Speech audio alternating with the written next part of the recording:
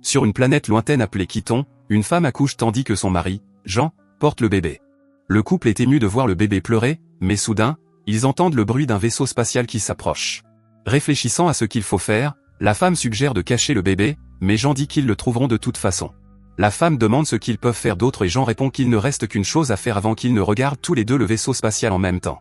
Alors que le vaisseau spatial atterrit au sommet de leur tour, Jean prend soin d'entrer les coordonnées de la capsule, choisissant les États-Unis parce qu'il pense que c'est la partie la plus avancée de la planète. Alors que la capsule s'envole, les deux la regardent avec envie, lorsque l'écoutille s'ouvre et que des soldats en marche arrivent. Ils s'écartent pour laisser la place à un homme assis dans un œuf suspendu, le dictateur Scorba, qui les accueille en leur souhaitant le bonjour. Alors que la capsule s'éloigne, les soldats s'emparent du couple et Scorba les interroge, demandant à Jean où il a envoyé l'enfant. Jean refuse de coopérer et Scorba menace d'appuyer sur le bouton qui mettra fin à tout. Soudain, sa fille Agatha surgit à ses côtés et lui dit qu'elle peut l'aider. Agatha se tourne vers Jean et lit dans ses pensées, découvrant qu'il a envoyé la capsule sur une planète bleue appelée Terre. Agatha monte à bord de la capsule et avant de s'envoler, Scorba lui rappelle qu'il veut l'enfant vivant. Alors que la capsule de l'enfant est sur le point d'atteindre la Terre, elle entre en collision avec un satellite, ce qui modifie la trajectoire de son vol. Agatha atterrit aux États-Unis, tandis que la capsule de l'enfant s'envole vers l'Espagne. Sur Terre, un couple nommé Juan et Maria est en train de regagner sa voiture lorsque la capsule de l'enfant manque d'entrer en collision avec leur véhicule. Ils sortent de la voiture pour vérifier et lorsque la capsule s'ouvre, ils voient le bébé. Maria prend le bébé dans ses bras et le montre à Juan, qui se prend lentement d'affection pour lui après l'avoir d'abord détesté à cause de sa moustache. Mais dès que le bébé saisit l'index de Juan, il le plie en arrière, ce qui fait hurler Juan. Il le ramène à la maison et Juan lui coupe la moustache, mais celle-ci repousse aussitôt. Il l'appelle affectueusement Juanito et l'élève comme un fils. Lorsque Juanito grandit, il découvre qu'il a une super force, une super vision et une super vitesse, qu'il utilise parfois. Un jour, Juanito participe à un match de football où il joue le rôle de gardien de but. Comme il ne sait pas à qui donner le coup de pied et qu'il sent la pression, il décide d'utiliser sa super vitesse pour tirer lui-même au but. Aucun de ses coéquipiers n'est content de lui. Plus tard, son père Juan le réprimande pour avoir utilisé ses pouvoirs en public. Le jour de son anniversaire, Juanito attend ses amis à l'extérieur, mais aucun n'arrive. 20 ans plus tard, Juanito est devenu un adulte et s'appelle Juan. Juan est actuellement endormi sur son canapé et se réveille lorsque le téléphone sonne. Il répond et parle à son ami et patron, Jem, qui pense qu'il est encore en retard. Juan ment, mais Jem lui dit qu'il vient de vérifier sa maison et que Juan n'y était pas. Cette fois, l'excuse de Juan est qu'il était dans la salle de bain, ce qui pousse Jem à lui ordonner de venir immédiatement à son bureau. Juan s'habille rapidement et arrive avant Jem. Lorsque Jem le rejoint, Juan fait semblant de travailler depuis un moment. Juan remarque le parfum que Jem porte et lui demande quand il a commencé à l'utiliser. Jem lui répond que c'est justement pour cela qu'il veut parler à Juan, avouant à son ami que la fille qu'il a engagée commence aujourd'hui. Juan fronce les sourcils et lui dit qu'il ne peut pas traiter son lieu de travail comme une agence matrimoniale, mais Jem lui répond que c'est la même chose.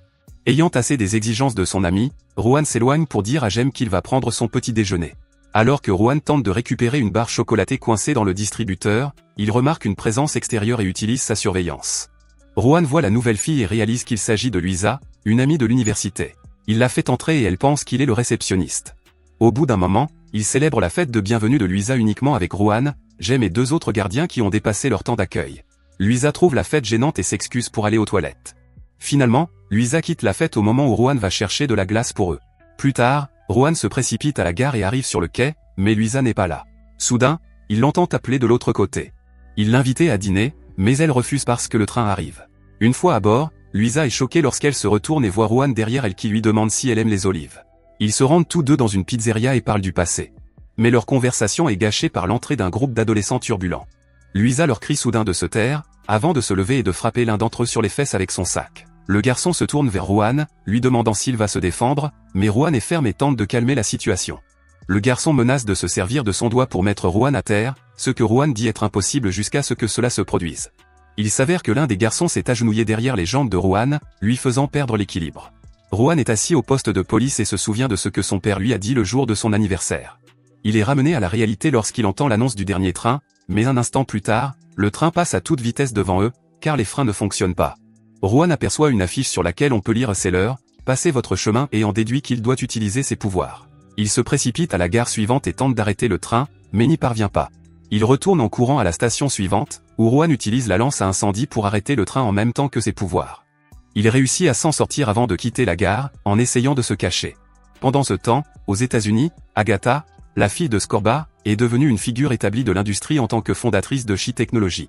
Elle est en train de présenter la dernière invention de son entreprise dans le domaine du nettoyage, le Chitobo. Sa présentation est interrompue lorsqu'un de ces hommes l'informe qu'il l'a trouvé. Agatha quitte la scène et vérifie qu'ils ont bien trouvé le fils de Jean.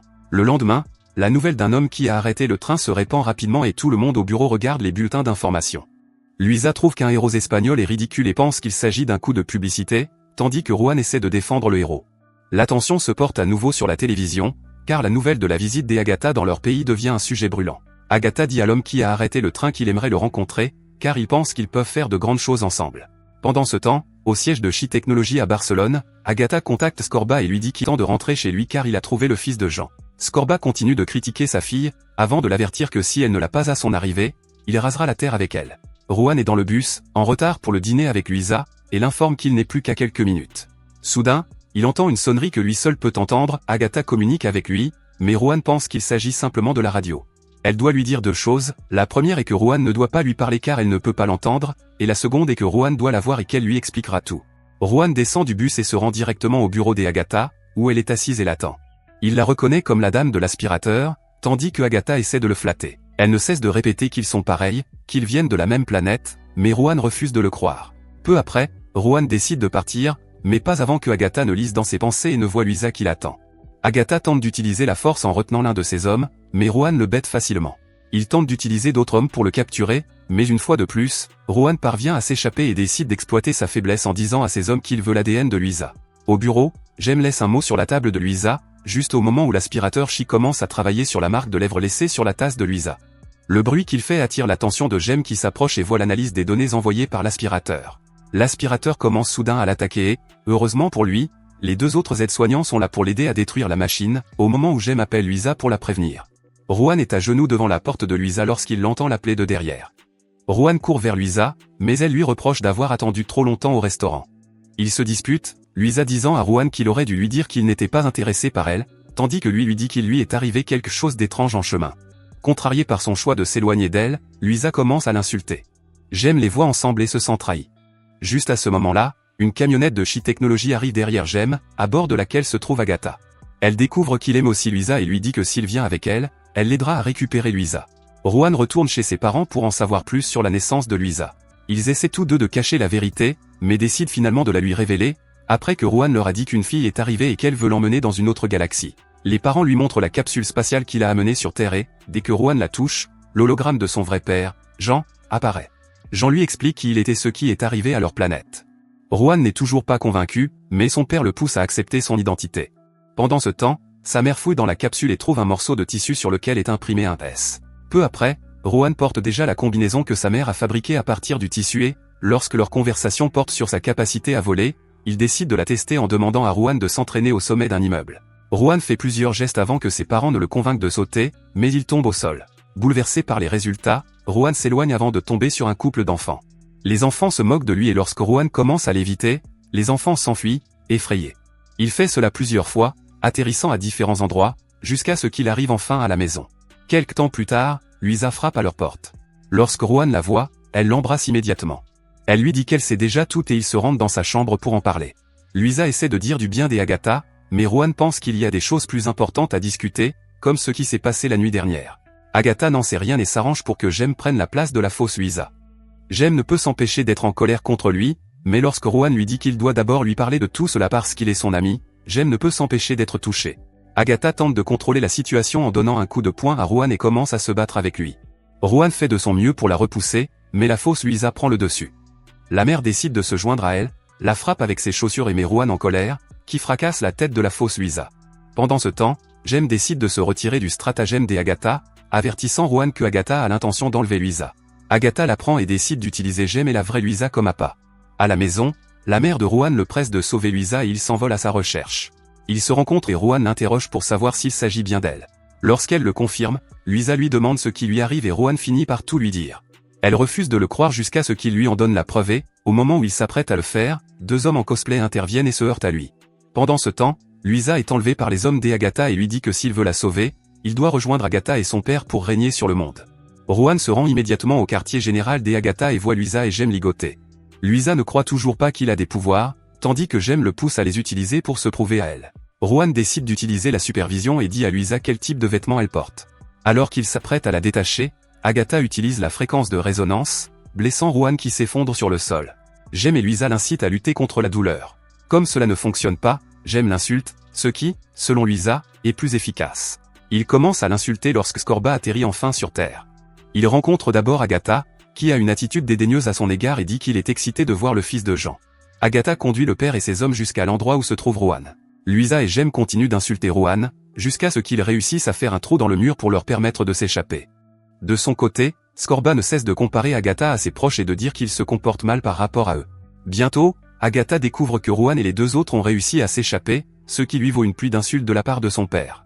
Lorsque Scorba lui demande où est son courage, elle répond en lui coupant l'oxygène. Elle devient alors le chef de ses troupes et prend sa place.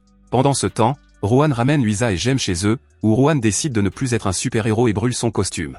Plus tard, le vaisseau spatial de Scorba apparaît, d'où Agatha descend. Rohan s'approche d'elle et lui dit qu'il n'a pas l'intention de revenir avec elle, mais Agatha dit qu'il va plutôt raser la planète, en commençant par cette ville, et il appuie enfin sur le bouton. L'œuf se transforme immédiatement en robot géant et un combat s'engage. Le père de Rohan intervient et est aspiré par la machine des Agatha. Pendant ce temps, les trois enfants d'avant regardent de loin Rohan se faire battre par Agatha. Il est projeté et atterrit au milieu d'un jeu, où il s'accroche au filet. À la ferme, Agatha se lance à la poursuite de sa mère et Rohan remonte le temps. Il fait tomber le filet sur sa mère par erreur et Agatha l'attrape à son tour. Rohan est projeté au sol et se fait piétiner à plusieurs reprises par le robot des Agatha. Alors qu'elle est sur le point d'achever Rohan avec son disque rasoir, Jem sort pour la distraire. Il est lui aussi aspiré, alors que Agatha est sur le point d'abattre Rohan, Luisa s'approche de ce dernier et commence à l'insulter. Jem et ses parents commencent également à le faire, ce qui fait reprendre conscience à Rohan. Avant que Agatha ne puisse aspirer Luisa, Rohan arrache le bras de son robot. Il commence à frapper le robot tandis que Luisa dit à Rohan de faire ce que les garçons lui ont fait lors de leur premier rendez-vous. Luisa gare le véhicule près de la piscine et, au moment où Agatha s'approche, Rohan utilise son souffle glacé et la pousse vers la piscine. Jem et les autres se baignent sous le regard de Rohan. Rohan et Luisa sont de nouveau réunis et lorsque sa mère lui demande ce qu'il compte faire pour sa planète d'origine, Rohan lui répond qu'il a déjà un plan.